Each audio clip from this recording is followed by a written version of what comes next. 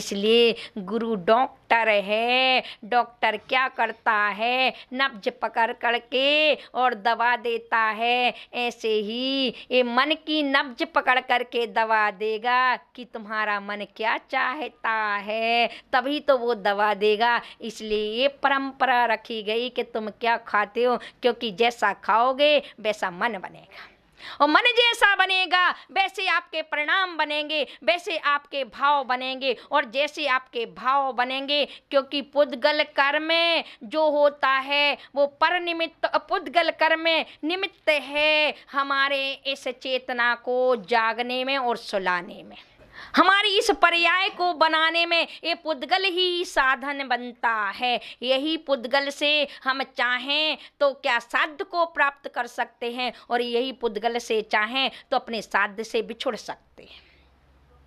इसलिए यदि साध्य को पकड़ना है तो पहले पुद्गल के बारे में भी समझना होगा कि ये पुद्गल कैसा निमित्त बन रहा है।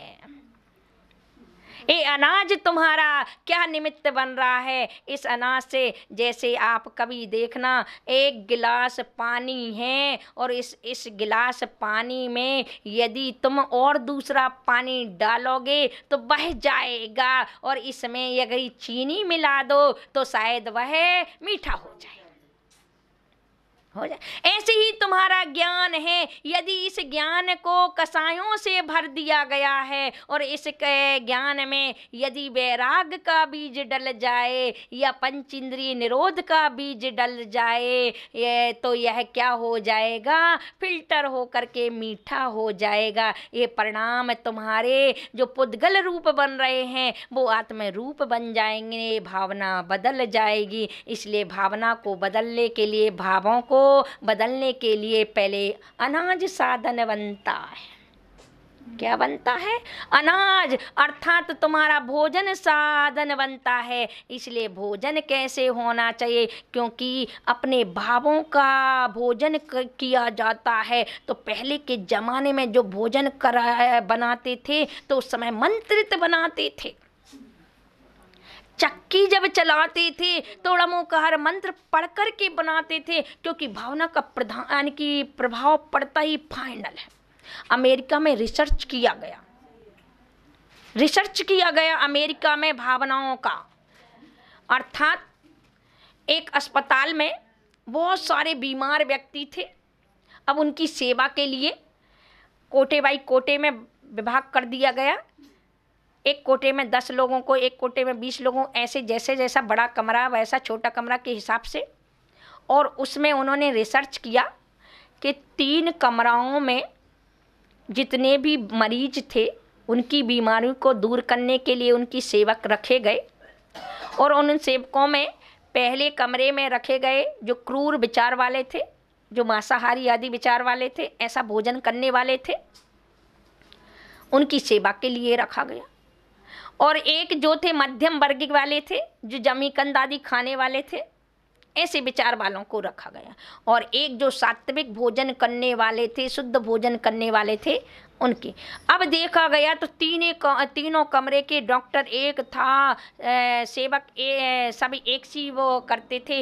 लेकिन देखा गया कि जो सात्विक विचार वाले थे, अर्थात सात्विक भोजन करने वाले थे, उनके जो विचार पवित्र थे, मित्रता के विचार थे, उन्होंने पैसे लेके भले किया, लेकिन देखा कि 100% रूप से बीमारी हटी, 100% रूप से बीमारी। और दूसरे के 80 यानी कि 50% रूप से हटी, और लेकिन जो तीसरे थे उनकी 100% बीमारी बढ़ी। ये विचारों का प्रैक्टिकल है, विचारों का प्रभाव पड़ता है। अपन भगवान के यहाँ पर आने क्या मतलब है, ये मात्र उनकी पवित्र ऊर्जा का है, अपने मन को पवित्र करना। तो विचारों का प्रभाव पड़ता है। फाइनल मैंने कहा कि देखिए उस मात्र राजा के ऊपर इतने से विचारों का प्रभाव पड़ा कि आग लगाने के लिए बोल दिया। ऐसे ही हमारे जैसे जैसे विचार होंगे वैसे वैसे, आज अपनी परछाई का मात्र अपन अशुद्धि में रहते हैं तो उस समय अपने पापड़ आदि पर परछाई पड़ती तो पापड़ खराब हो जाता है, फिर अंदर के अगर विचार होंगे तो सामने वाले के विचार खराब होंगे। फाइनल जब अचेतन पर ये प्रभाव पड़ता तो क्या चेतन पर नहीं पड़ेगा? आप टीवी देखते हैं, उनको देख करके आपने विचार कितने बदलते हैं, तो बोलिए आप चेतन चीज को देखोगे कि तो क्या विचार बदलेंगे? नहीं, अवश्य बदलेंगे। ये फाइनल है। तो जब अचेतन पर प्रभाव पड़ सकता है तो चेतन पर तो पड़ना ही है, ये फाइनल है। इसलिए आज मैं आप सभी से कहूंगी कि यदि सबसे पहले उच्च पद प्राप्त करना है तो पहले विचार उच्च बना लें। और जैन दर्शन विचारों पर ही टिका हुआ है। एक विचारों से देखिए, कॉमन में आप देखिए, एक विचारों से यदि कोई आप किसी को मारते हो तो आपको हिंसा का पाप लगता है। क्या लगता? हिंसा का पाप लगता है। और यही डॉक्टर चीरा फाड़ी करता है तो बोलिए उसके लिए किसका? अहिंसा का पाप लगता है कि अहिंसा का पुण्य लगता है? लगता है नहीं। मस्त अंतर इतना है, तुम्हारे मानने के भाव हैं और उस व्यक्ति के बचाने के भाव हैं, बस इतना ही अंतर है ना। देखिए, उसी तलवार उसी शस्त्र से आप यदि मुनिराज आदि के लिए सब्जी बना करके आहार देंगे तो आपके लिए पुण्य होगा, और उसी से किसी के लिए काट दोगे तो आपके लिए पाप होगा। होगा क्या? शुभ पुण्य से शुभ पापस्य का अर्थ क्या है? शुभ पुण्य यानी शुभ भाव तुम्हारे पुण्य आश्रव कराते हैं, और अशुभ भाव, क्योंकि ये दोनों भाव किससे बना रहे? अपनी आत्मा से ही तो बना रहे, अपने ज्ञान से ही बना रहे हो, किसी और चीज से नहीं बना रहे। इसलिए आज हमें सबसे पहले जरूरत है हमें अपने विचारों को बदलने की, क्योंकि अपने ही विचार अपने ही फल देते हैं। जो हम करते हैं वो हमारे पास रिटर्न आते हैं, अपन सोच नहीं पाते हैं। एक बार ऐसी ही घटना घट गई। एक सेठ और सेठानी थी। सेठ जी व्यापार करने के लिए परदेश गए थे और सेठानी अकेली थी।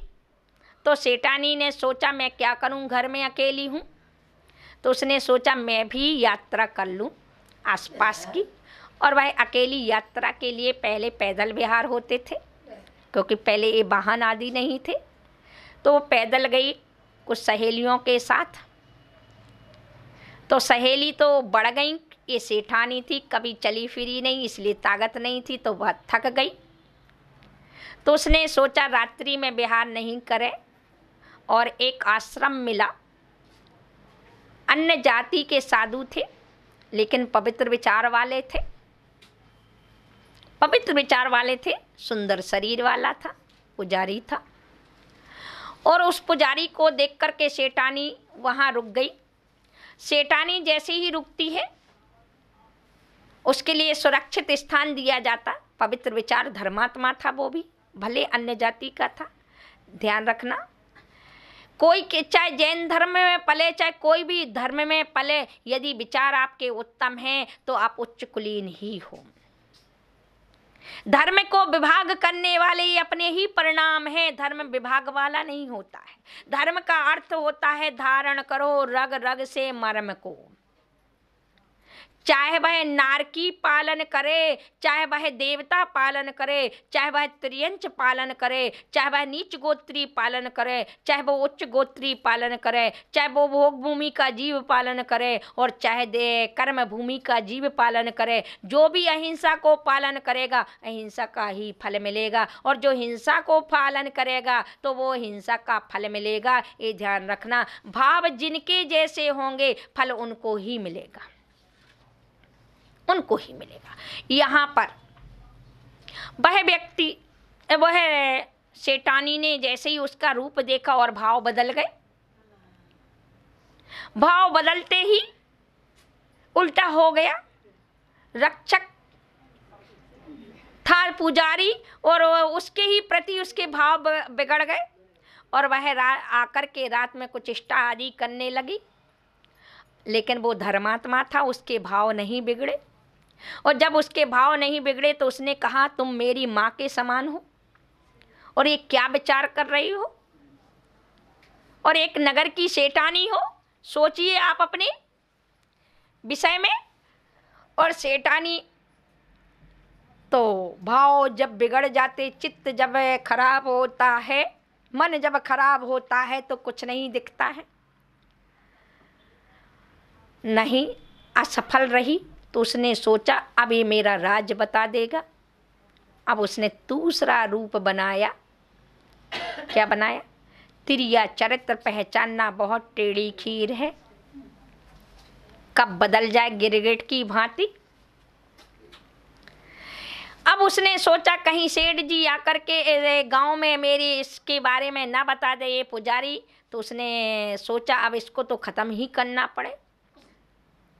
तो उसने दूसरा रूप या जाते वक्त का क्या कहा कि पुजारी जी आप पक्के, मैं तो तुम्हारी परीक्षा कर रही थी, मैं तो तुम्हारी परीक्षा कर रही थी, आप सच्चे निकले।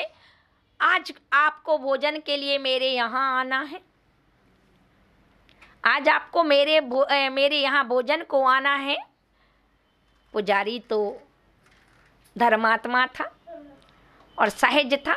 उसने कहा सेठानी जी आज नहीं आ पाऊंगा, कुछ कारणवशात, तो मैं आपके लिए भोजन भेजूंगी तो आपको वो मैं इतनी गिरी तो नहीं हूँ, कम से कम मुझे भी इतना पुण्य का मौका दिया जाए। बड़े मीठे शब्द बोले, लेकिन मन में भाव मारने के थे। और उस सेठानी ने जब इतनी भक्ति भाव से शब्द कहे तो पुजारी ने कहा ठीक है, मैं तुम्हारी इन बातों को ध्यान में रखूँगा, तुम भोजन भेज देना। और उसने मालपुआ बनाकर भेज दिए। क्या कर दिए? मालपुआ इतने मीठे बनाकर भेज दिए, लेकिन उसमें जहर मिलवा दिया। ऊपर से मीठा है लेकिन अंदर से जहरीला है। यदि तुम्हारे सामने भी मिट्टी के पात्र में अमृत रखा हो और सोने के पात्र में जहर रखा हो तो बोलिए आप क्या करोगे? यदि आपकी सोने की दृष्टि है तो आप सोना ही पकड़ोगे और मिट्टी को नहीं पकड़ोगे, और यदि आपकी अमृत की दृष्टि है तो शायद मिट्टी का ही पकड़ोगे। पवित्र यदि विचार होंगे तो मिट्टी का पकड़ोगे, और यदि आप पवित्र विचार होंगे तो शायद क्या पकड़ोगे? सोना का पकड़ोगे। तो शायद यहाँ पर पुजारी तो कैसा था? साफ था, विचार पवित्र थे। और यहाँ सेठानी ने मालपुआ अपने हाथों से ला कर के दिए। आज तो आपको पुजारी जी खाना ही पड़ेगा। पुजारी ने कहा सेठानी जी अभी मैंने स्नान नहीं किया, मैं स्नान करके आऊँगा, खा लूँगा। आप नियम से खा लेना, मुझे जल्दी जाना है। और वह चली जाती है। यहाँ पर सेठ यानी कि पुजारी जी स्नान आदि करके आते हैं। इतने में सेठ जी लौट कर आ जाते हैं व्यापार से। सेठ जी व्यापार करके जैसे ही लौट के आते हैं और सेठ जी पुजारी से कहते हैं मैं बहुत भूखा हूँ, इतने दिन से मैंने भोजन नहीं किया है, इतने दिन से मैंने भोजन नहीं किया है, इसलिए मुझे भोजन के लिए कुछ हो तो दे दो।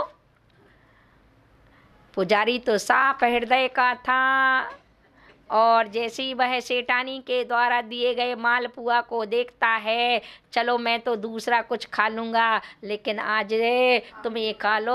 और जैसे ही वह क्या उन मालपुओं को सेठ जी को दे देता है। सेठ जी को जैसे ही देता है कि खाते ही सेठ जी नीले पीले।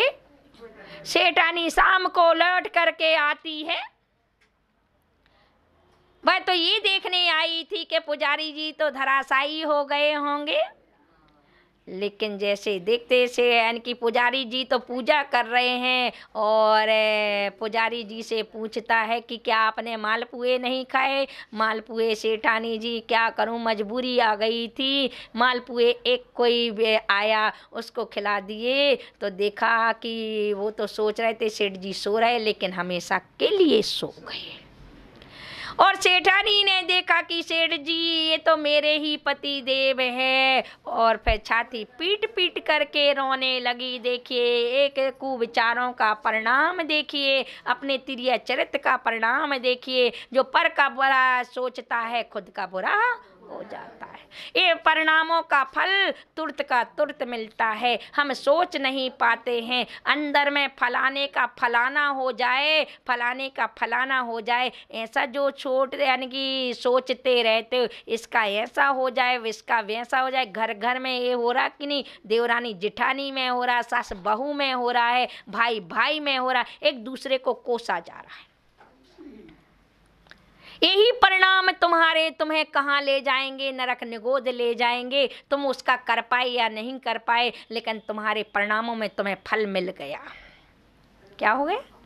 तुम्हारे परिणामों का फल तुम्हें मिल गया। इसलिए आज मैं तुमसे कह रही हूँ, यदि उच्च फल को प्राप्त करना है तो पहले भावना सत्येषु मित्रम की भाव, कि जितना तुम्हारे सत्य यानी कि जीवों के प्रति मित्रता का भाव होगा तो शायद वह तुम्हें मित्र बन करके साथ देगा। नरकों में भी होगा तो भी साथ देगा, वहाँ भी नहीं लड़ेगा तुमसे।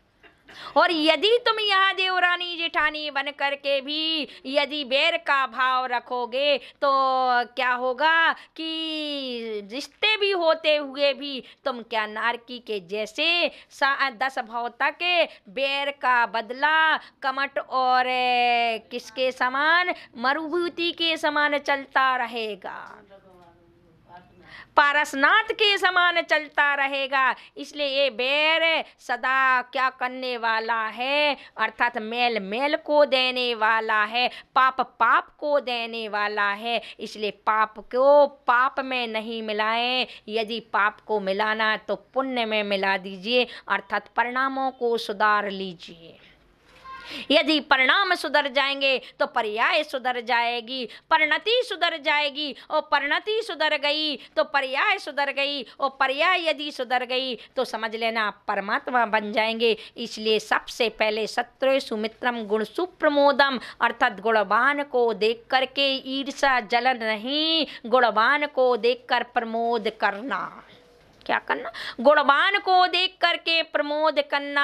हे भगवान, आज यदि मुझे गुण नहीं मिल पा रहे हैं, यदि इसके पास गुण हैं तो इसके साथ बैठ करके मैं भी गुणवान बन जाऊंगा, ऐसे प्रमोद करना, ईर्षा जलन नहीं करना। उसके बाद है किसी गरीब को, किसी दरिद्र को या किसी दुखी को देखकर उस पर करुणा भाव रखना। और उसके बाद यदि कोई धर्म के विपरीत है